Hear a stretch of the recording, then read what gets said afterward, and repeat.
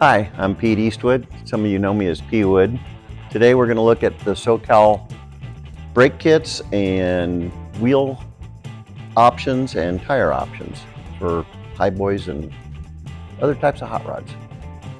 So obviously with hot rods, the car has its personality and the owner has his personality, and usually the owner wants his personality and the car's personality to jive.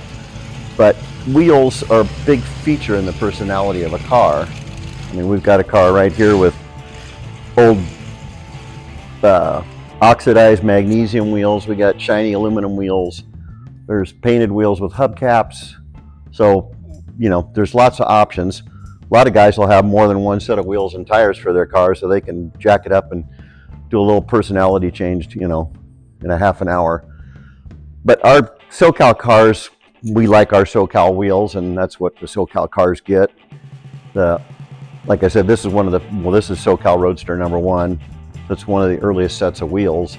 These happen to be 6s all the way around. We have more options now with the 5.5 and the 8, and I believe soon to be an 18 for the rear.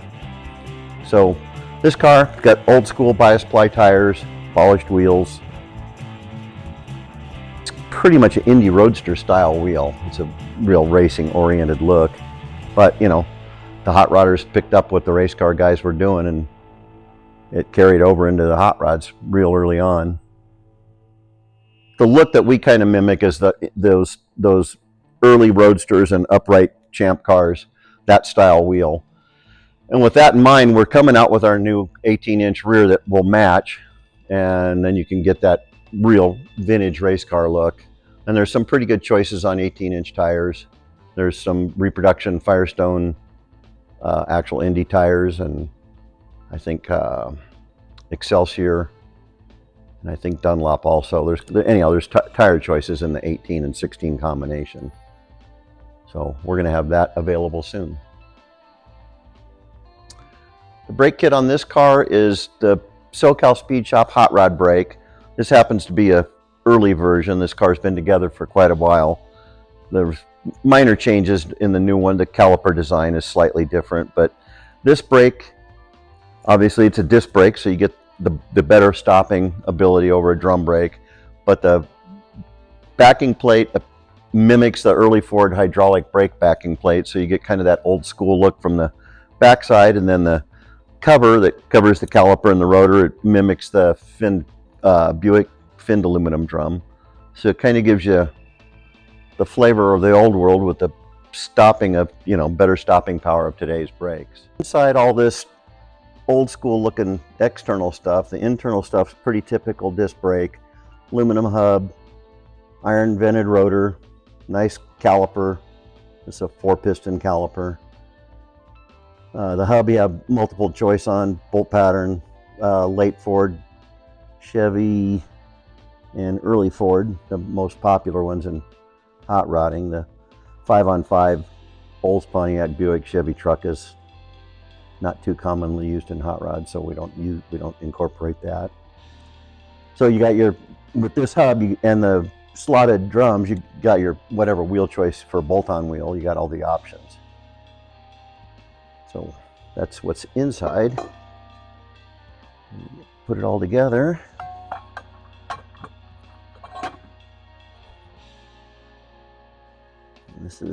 These hubs are late Ford bolt pattern, 5-on-4.5. There's a tapered end on the drive pin and a tapered seat in the adapter.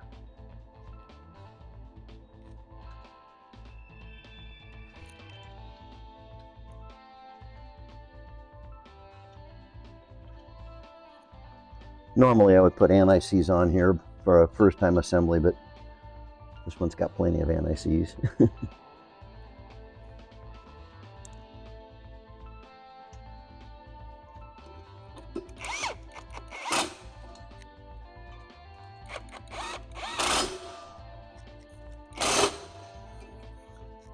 So that's your adapter installed. So the wheel registers, there's a taper in the back of the wheel, and it registers on this taper, and the drive pins drive the wheel, but the inner taper and the outer taper keep the wheel true and centered and also helps keep everything nice and tight when you're tightening against the taper. We're on the driver's side of the car, which is the left side of the car. So the right hand knockoff threads go on the left side of the car and left hand threads on the right side of the car.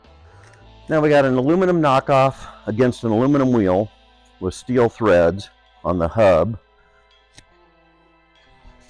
So again, Loctite or anti-seize is your friend. So anti-seize on the threads and anti-seize, this one's already got anti-seize on it, but just a little bit of anti-seize on the taper. That does two things for you. It allows it to slip and slide so you can get a good tightening job, and it just prevents galling.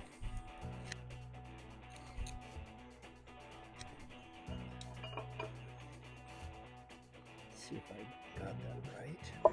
And you should do your initial tightening with the wheel off the ground.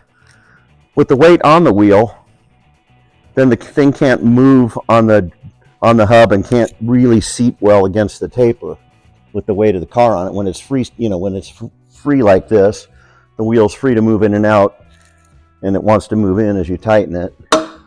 So you can get it pretty tight off the ground.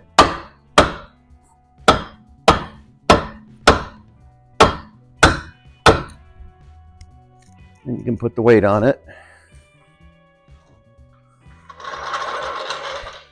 and get her really tight.